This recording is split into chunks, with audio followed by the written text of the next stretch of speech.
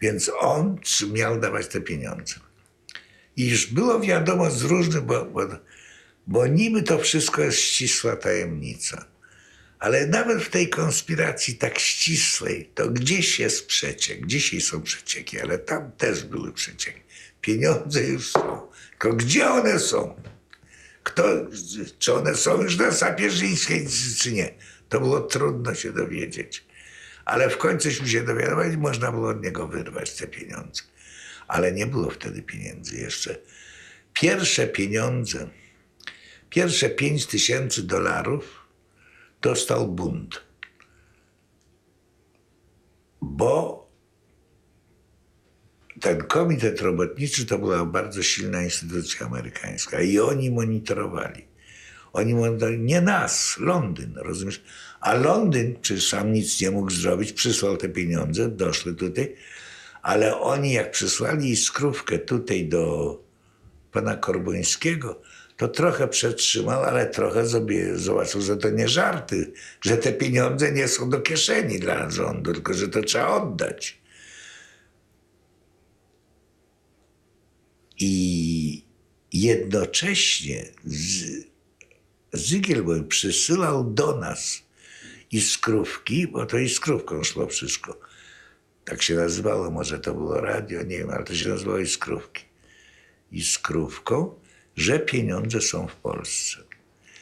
Więc Fajner, który jest krakowskim centusiem, jak pieniądze, to się umiał dobrać. To się dobierał do tych, którzy tam... No, pan Szlachcic był taki wielki, byście go nie widzieli. Na zdjęciu trzeba zobaczyć.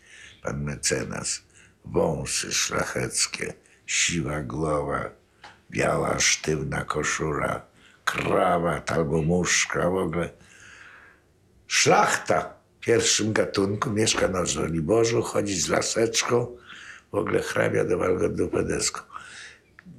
I on się do nich dobierał. I on zaczął wyciągać pieniądze. Pierwsze $5000 on wyciągnął i przysłał.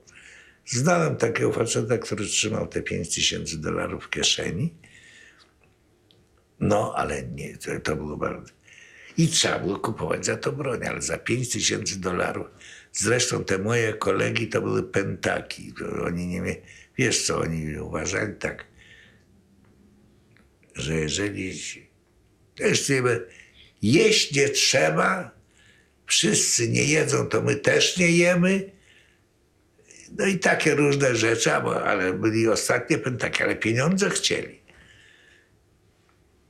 Więc to nie jest tak łatwo dać bundowskie pieniądze takim pentakom sionistom, którzy w ogóle nie wiedzą, o co chodzi. Co to znaczy zjeść obiad. Bo wiesz, w tych ich kibucach to się jadło szare mydło i tapielskie gwoździki zamiast tego, bo trzeba było być tak jak cała ludność. Trzeba było upaść, umrzeć z głodu. Nie wiem, z czego oni żyli. Tak oni mówili, a co oni jedli naprawdę, to ja nie wiem. Ale pieniądze chcieli. Myśmy byli w trudnej sytuacji, jak im tam dawać te pieniądze, aleśmy chcieli kupować broń.